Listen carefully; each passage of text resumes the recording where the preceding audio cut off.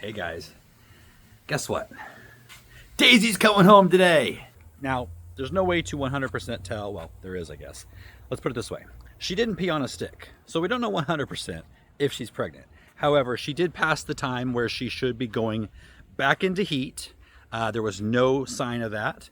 And the bull wasn't paying her any attention at that point. Men. So she should be here in about an hour. They're on their way. So probably less than an hour, actually. I'm really excited to have her back. I've missed her a lot. Bella's missed her. I think the sheep have missed her too. We'll see. Today's another special day because it's the last really hot day. So it's been in, the hundreds. I don't know what it's been, 5 days in a row maybe. Today is in the 90s. Tomorrow is in the mid 80s. And then for the foreseeable future, it's going to be down into the 70s. So I'll finally be able to get some work done. Okay, I got a Monstera update that you're not going to believe. I had 9 fruits in here before. However, a lot of places those fruits were, they've now put up 2 more next to them. Look, there's 3 in almost every spot. This one here is an overachiever. It already had the 1 fruit that's going to be ripening sooner, but it's got 1, 2, 3 more for a total of 4 for this one plant. And this past weekend, I had a lot of fun because a friend of mine, actually my new neighbor that lives over there, he took me down to San Diego to Balboa Park to go to the Plumeria Festival, which was so fun. They had more plumerias than I've ever seen in one place for sale. They had Hawaiian food, Hawaiian dancers. It was just a lot of fun. And of course, I came home with a few goodies. So I got 2 regular plumerias, just the kind that lose their leaves in the winter. This one here, I was told, was the fastest growing there is. No, sorry. It's related to the fastest. It's not the fastest. This is it. I love the color. This one is the fastest growing. Look how thick the stalk is.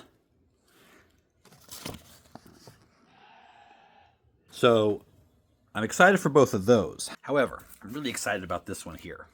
It's not as big, but this is the Singapore White, the kind that I tried to bring cuttings home from Hawaii last year. It is an evergreen plumeria, so it doesn't lose its leaves unless it's really, really cold. So it could here in the coldest of winters. I'll probably cover it up. But it's the kind you see in Hawaii. They have many more leaves, like in sprays. This is another evergreen, Singapore Dwarf Pink. And you can just see the difference. The leaves are in big clusters, whereas on this type, they just kind of go up the stem. So that's how this one will be too. You can also tell an evergreen because they've got round tips versus pointy tips. So this one is the big, beautiful ones you see in Hawaii with the huge white and yellow, really good smelling flowers. And this one, the dwarf, it's got much smaller flowers, but they come in bigger sprays of flowers. So that was a lot of fun. The cuttings I brought home from Hawaii, they are doing so good, putting on new growth. It's awesome. And I don't remember which one it was, but I turned it upside down and there was some roots coming out the bottom. So they're definitely rooted. And here are the tea plants. So those Hawaiian cuttings, I'll probably give them a couple more weeks and then we'll be able to pot them up into larger pots. And then once the weather cools down, so before the end of this video, I'll bring you out into the vegetable garden and I'll kind of show you how things fared out here. But now it's time to wait for Daisy. They're here.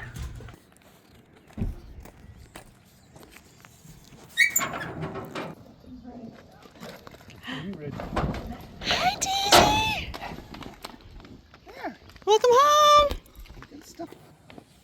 Come on. She's like, oh, remember this place?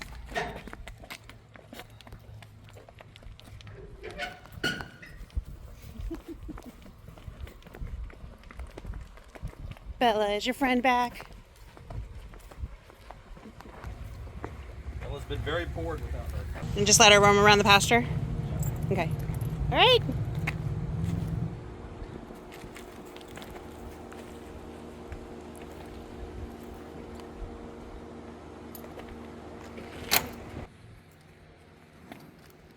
I bet a goat would eat those. Somebody would. Yeah, they're sheep too. Yeah. Oh, the sheep would? Yeah.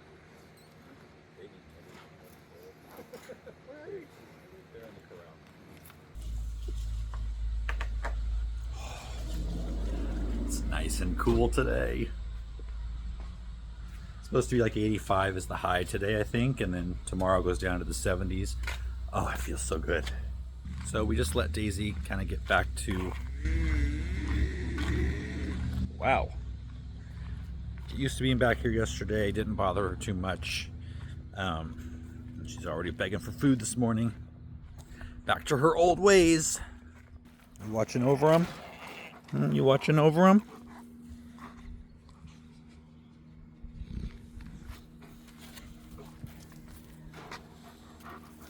Hi, Daisy. Good morning. Oh, I forgot. We need to get more fly spray.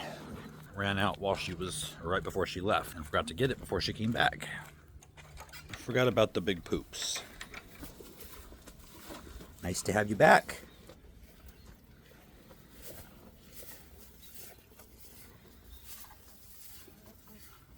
A couple days later, I'm headed down to the corral to give Daisy and Otis and Ollie a treat. I think it's a treat. They've never had them before, but we'll see. So yesterday and this morning, we were filming Sunday's video for this channel, and we're going to be canning potatoes. And we made a bit of a mistake during the process, which is why I have a bunch of potatoes for the animals. All right, let's see what they think.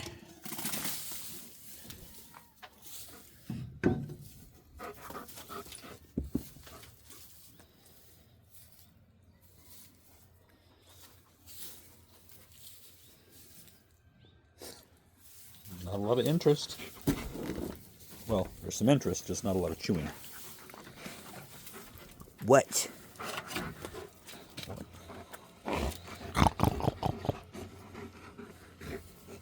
Just try it, you might like it. So it's important to remember that we are pretty new to this whole homestead living type thing. If you remember, we've only lived here 3 years as of last month, and didn't even know when we moved here we wanted to have a homestead. It was going to be all about themed gardens. Things in the world changed, and just our interests expanded, and now we have 2 sheep, a bunch of chickens, a cow, and a guardian dog who is eating the potatoes on her own.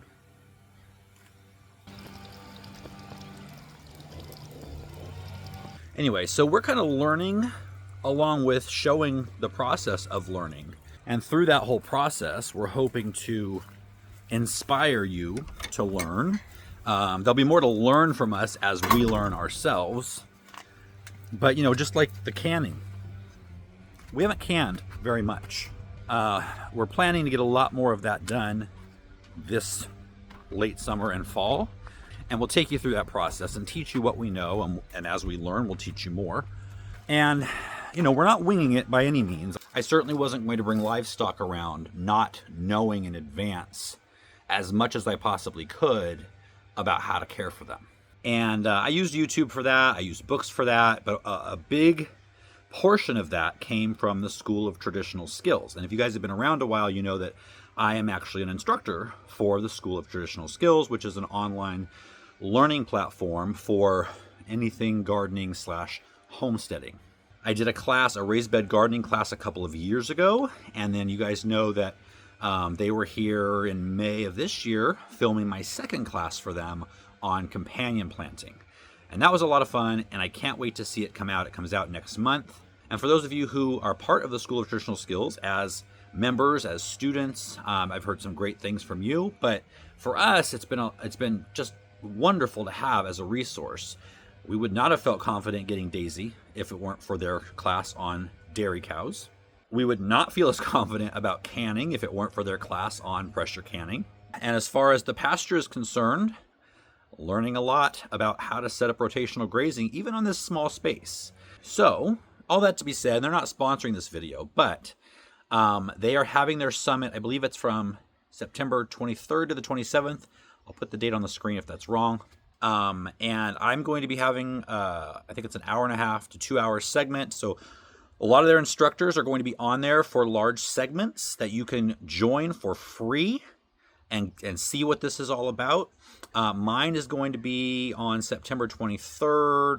I want to say 3 o'clock. If that's wrong, I'll put it on the screen as well. And I'll have all this information down in the video description. Like I said, it's free. The entire summit is free. You can get a lot of great information for free, whether you decide to join or not. But I have a link down in the description where you can at least sign up free for the summit. And hopefully I'll see you during my session. And by the way, would you look at this glorious, cool day we're having? It's like 72 right now. Look at that trash. I got to clean that up. Like, it's literally feeling like fall. Emily wanted to decorate for fall. Well, she always wants to. Like, she's raring to go middle of August, and I hold her off because I just can't put up fall decorations when it's 100 degrees outside. But this is feeling more like it.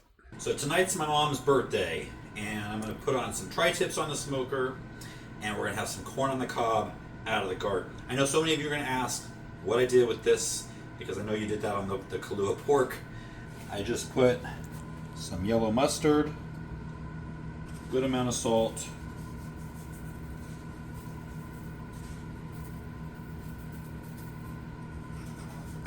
and then I've got the garlic powder and onion powder we made on the last video.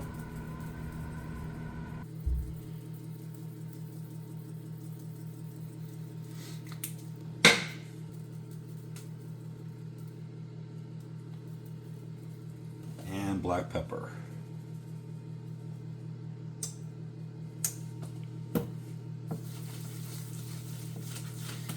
Massage, and then I'll let it sit for, I don't know, half hour or so. I don't need to put it on just yet.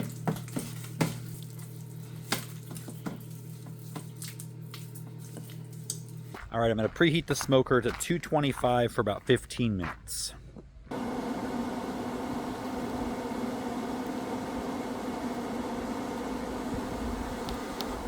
While that's heating up, I'll take you over and show you the garden and any casualties we may or may not have had because of all the heat lately.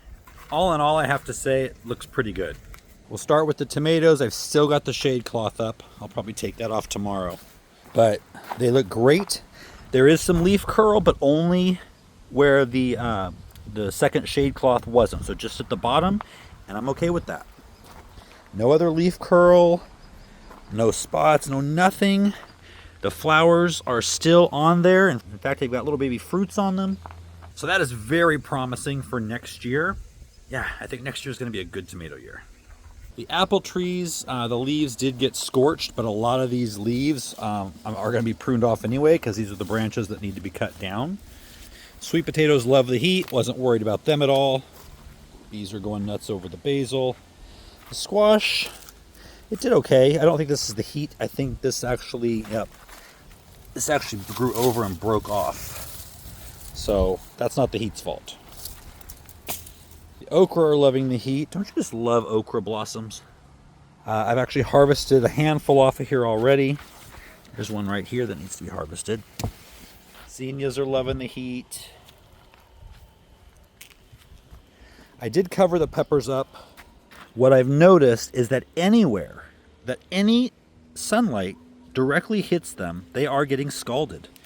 So down there in that bed, there's a few peppers that just between the basil and the shade cloth, the sun hit them at some certain point and they are scalded. I'll show you in a second. But what I got to show you right now is my habanada. Look at this. There is some orange coming on these guys. So I don't know, maybe another week or so. Here's some bell peppers down here that look really good. Oh, that one's got a little something on it, but I need to pick those. So the peppers that are covered look great. The corn's looking good. There's plenty on here to harvest for dinner tonight. The eggplants, another heat lover, they're loaded with fruit all over. Yellow squash is looking good. But take a look at these peppers I was talking about. This was open a little bit this morning, so there was a small sliver of light that was able to get in between the basil and the shade cloth. And look where it hit right there. So the ones that are down below look great. Look really good. Man, next year, would it be too much to do to like just put an entire shade canopy over this entire garden. I don't know. Any of you done that before? I don't know if it might inhibit some things, but it sure would protect the tomatoes and peppers. But overall, the heat, I would say, did not hurt the garden almost at all. Just a few of the fruits. All right, we're just about there. Got plenty of pellets.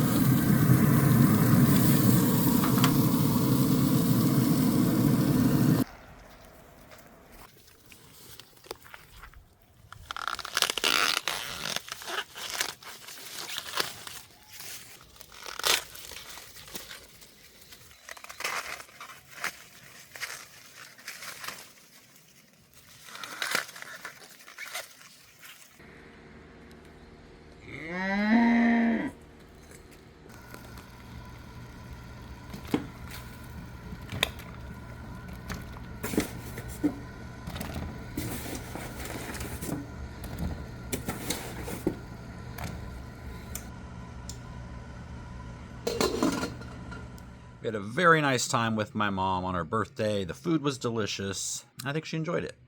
Had some chocolate cake, played some games, so it was a nice time. Daisy has settled back in, almost like she never left. Ollie's catching her scraps. It's actually great because she drops them on the ground and the sheep clean it up, so nothing goes to waste. But anyway, she's the queen of the corral once again. And hopefully, there's a little baby in there. Of course, that starts a whole other stream of events and anxieties, but we'll get through it. I'm pretty confident about it. I'll see you guys next time.